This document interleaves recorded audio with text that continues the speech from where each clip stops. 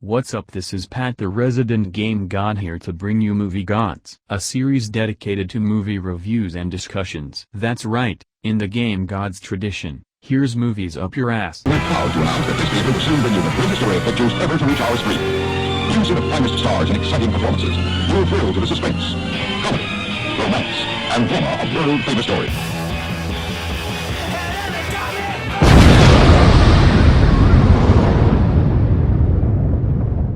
3 years after the events of the previous film, the Jurassic World theme park on Isla Nublar has been abandoned.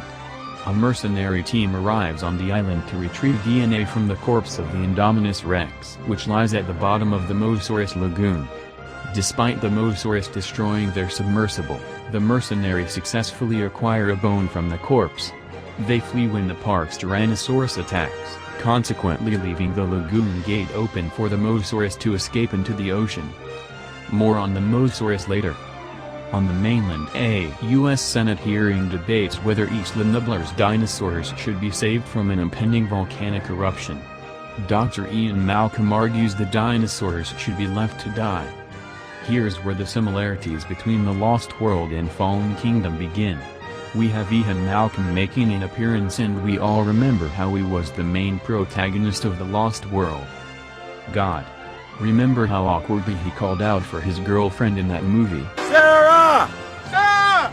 Sarah!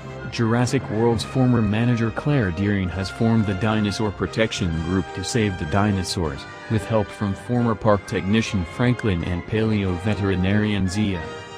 Zia is annoying and kind of a bitch. Franklin, oh my god, Franklin. He's probably one of the most annoying characters in cinematic history next to Jar Jar Binks. After the Senate rejects rescue of the dinosaurs, Claire is contacted by Benjamin Lockwood, John Hammond's former partner in creating the dinosaur cloning technology. Now here's the second similarity. She goes to a mansion to see Lockwood, just like Malcolm went to see John Hammond in The Lost World. In fact, Richard Attenborough died in 2014, a year before Jurassic World hit theaters. If he were alive, I bet they would have gotten him to make an appearance to increase the nostalgia factor, and thus, the second similarity to The Lost World. At Lockwood's estate in Northern California, Claire meets Lockwood, his aide Eli Mills, and his granddaughter Maisie, whom Lockwood adopted after her parents died in a car accident. Lockwood and Mills are planning to move the dinosaurs to a new island sanctuary where they will live without human interference. Mills is concerned that locating Blue, the last living velociraptor, will be difficult, so Claire convinces Owen Grady, Jurassic World's former velociraptor handler, to join the mission and help locate Blue. When they find him, he's building a house in the middle of nowhere in a northern US type setting. Seems like they're trying to make him even more badass by giving him a Wolverine-type entrance in the film. They go for a beer in a bar much like the one in the Wolverine, and it's revealed that they dated for a while and they argue about who dumped whom. The rescue group arrives on Isla Nublar and meets head mercenary Ken Wheatley. In the command bunker, Claire and Franklin reactivate the park's trackers to locate dinosaurs, while Owen, Wheatley, Zia, and the mercenaries search for Blue. Upon finding her, the mercenaries shoot Blue and Owen with tranquilizers, abandoning Owen. After surviving a baryonyx attack in the bunker, Claire and Franklin reunite with Owen as the volcano erupts, causing a dinosaur stampede. How did they get the hatch shut? Humans are not stronger than dinosaurs. Claire and Franklin use an abandoned gyrosphere ride to flee the stampede, but it plummets off a cliff and into the ocean. Owen rescues them from the sinking gyrosphere, and the three sneak aboard the ship, where they reunite with Zia. This is the third time we are forced to look at imagery right from The Lost World, with all the dinosaurs crudely being captured. The ship, filled with captured dinosaurs, departs for the mainland while Isla Nublar is destroyed by the volcano. On the ship, Wheatley pulls out a Stegosaurus tooth to add to his freaky hunter collection. How the fuck can you remove a dinosaur's tooth by yourself? And it wasn't a little dinosaur, either, it was a Stegosaurus. And he added it to a collection of bigger teeth he had. Bullshit. Fucking sad shot of all the dinosaurs that were left at the dock dying. Fuck. The Brachiosaurus can swim. Why didn't it jump off the dock into the water? and they show this stupid nostalgic shot of it standing on its hind legs in an homage to the original JP. Again. Why would it do that on a dock with no trees, for it to have a reason to stand on its hind legs? At Lockwood's estate, Maisie learns Mills is secretly working with auctioneer Gunnar Eversole to sell the captured dinosaurs, as well as a new hybrid dinosaur created by Dr. Henry Wu, the Indoraptor, created with DNA from the Indominus Rex and a Velociraptor. However, the Indoraptor is sociopathic, and the genetic material used to create it is gone. Wu plans to use DNA from Blue and the retrieved Indominus Rex bone to create improved versions of the Indoraptor.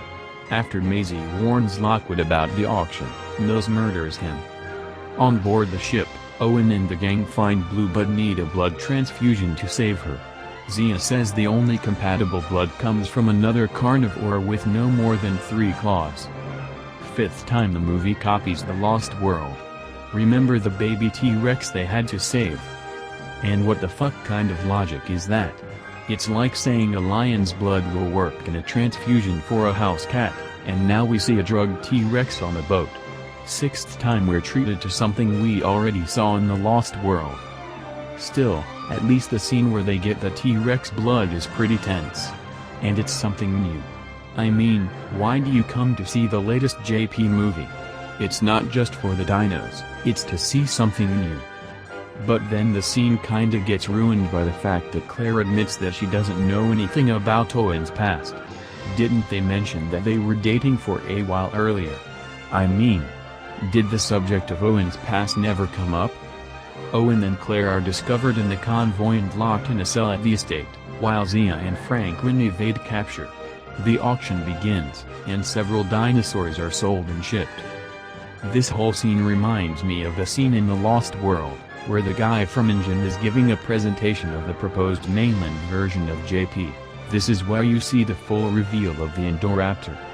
And it looks like a smaller version of the Indominus Rex. They show how the Indoraptor can kill a target by first pointing a laser beam at a target, then sounding an audio signal that sends the Indoraptor into full-on beast mode. You already have a laser pointed at your target, why not just equip the laser to, a gun? What's the point of sending a dinosaur to kill your target if you can just shoot them and you don't have to worry about your gun turning around and killing you afterwards? It's shit like this that got the movie a 56% on Rotten Tomatoes. Owen and Claire escape and find Maisie, who shows them the auction as the Indoraptor is brought on display in its cage. Owen liberates a Stygian lock to disrupt the auction, and the Indoraptor escapes its cage when Wheatley attempts to retrieve one of its teeth as a trophy. The Indoraptor kills Wheatley and Eversole. Fucking idiot. Again. How is he strong enough to remove the tooth? And the dinosaur plays dead? Okay fine. But smiling and moving its tail to the audience unbeknownst to Wheatley. Come on. It's smart but it's not human. Also. Fucking PG movies with no blood. Same thing happened to Clay in Age of Ultron. I get it that there can't be tons of blood spraying everywhere when people are dismembered. So don't show people being dismembered. What's better? Kids seeing blood or kids not worrying about losing a limb cause it doesn't appear to be that serious? Mills reveals to Owen and Claire that Maisie is actually a clone of Lockwood's deceased daughter, and she is the reason John Hammond, who was against human cloning, ended his partnership with Lockwood. Blue, freed by Zia, accidentally hits a hydrogen cyanide tank, which leaks gas into the estate and threatens the unsold dinosaurs that are still in their cages. Maybe the gas was there as a sort of a crude lysine contingency? Here's where we see Zia and Franklin mess around with the computer at the estate, much like the scene in JP where Tim and Lex are sitting at the computer. In another JP ripoff, Maisie is chased by the Indoraptor. By the way, this has got to be the clumsiest dinosaur on Earth cause it literally slams into everything like a baby learning to walk, and tries to hide in a dumbwaiter, only the door won't close. This is exactly like the kitchen scene from JP where Lex tries to hide in the kitchen cupboard but the door won't close. Same type of door even. Of course, Maisie closes the door in time. Why the fuck can't the Indoraptor rip open the wooden door to the dumbwaiter when it was ripping through steel bars a minute ago? But then where does she go? Upstairs, and she hides in bed. This kid is presented as a master sneak who spies on people all over the estate, and she hides in a bed. She doesn't even pull the covers over her head. This is where you get the scene in the preview with the kids scared in their room. Doesn't work so much now when you make a character you build up to be too smart for her age look like a retard. And then there's JP parallel number 3, a scene where the Indoraptor opens the latch of Maisie's window just like the raptor opened the door in the original JP. Owen comes in and hits the Indoraptor with 3 darts, making the total 4 darts if you count the dart that Wheatley hit it with. This thing is superhuman. Or super dinosaur, which it sort of is, but still, it should be successfully tranked by now. In typical Deus Ex Machina fashion, Blue shows up and jumps on the Indoraptor's back and starts battling it much like the Raptor vs T-Rex battle in JP, which brings us to JP parallel number 4. Admittedly, this scene isn't as impressive as JP since there's only one raptor, not 2, and the Indoraptor is smaller than the T-Rex. Blue then battles the Indoraptor, ultimately pushing it through a glass roof, where it is impaled on a Triceratops skull on display in Lockwood's library. Then they follow that up with 3 reaction shots. Like we really need to see how Owen, Claire, and Maisie all react. I love Owen's reaction, by the way.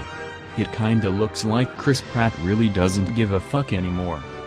Claire releases the dinosaurs from their cages. For what reason? I don't know. So they could riot before they die, another scene that, in this case, is simultaneously like the scene from JP where Nedry unlocks all the doors and at the same time is also like scene from The Lost World where they free the captive dinosaurs from their cages. Claire lacks the balls to release them from the estate, so they all kinda just stand there watching the dinos die.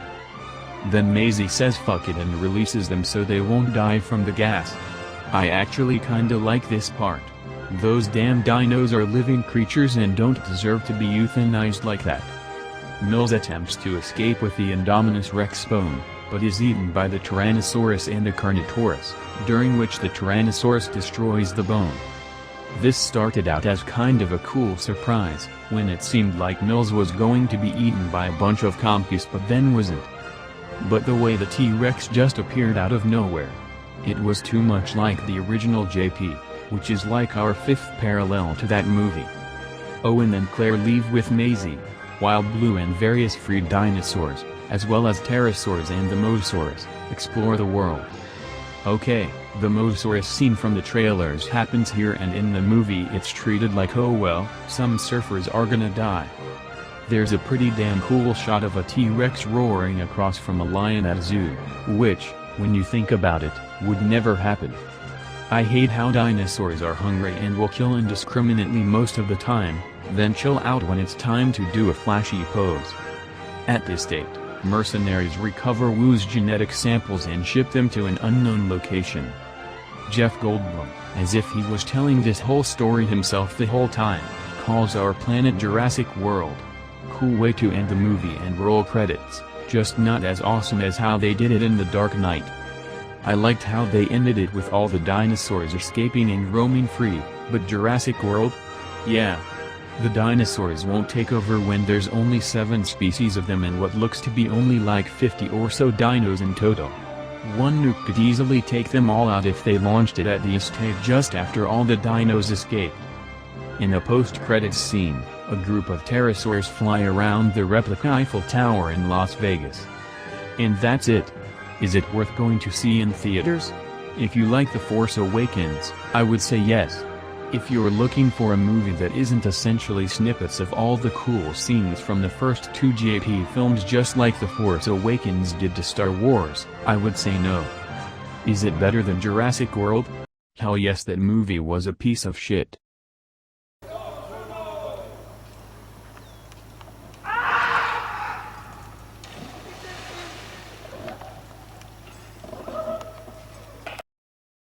Game Gods TV and Brad Cats have been collaborating on YouTube since the summer of 2017. We produce dozens of game reviews, comedy sketches, and music videos together, but we've never actually met. We want to fly Pat Andrew, the resident game god, out to Logan, Utah to have him meet us in person and have him stay with us for 1 week. The $500 is strictly to cover a flight from Toronto, Ontario to Salt Lake City, Utah. When we are finally united, we will spend an entire week together, collaborating and filming as many comedy sketches, music videos, and game reviews as we can. We will also try as many YouTube challenges as humanly possible without injuring ourselves too bad. What up, Rad Cats? What up, my bros from Idaho? Bros in Idaho. Bros in Idaho. Bros in Idaho. Here we go.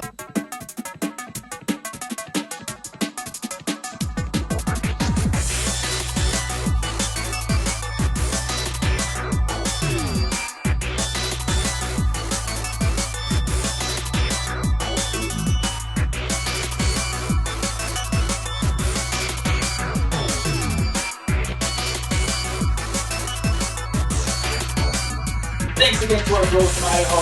Here we go. Here we go. Ah!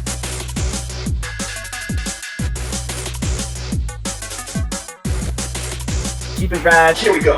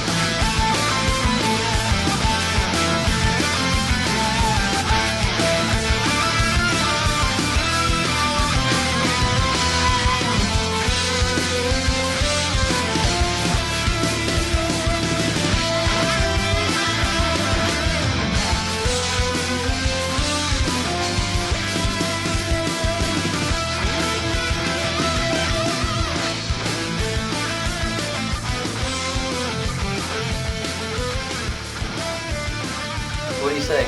Links in the description. Check it out. Come on, donate. We love you. We love all of you.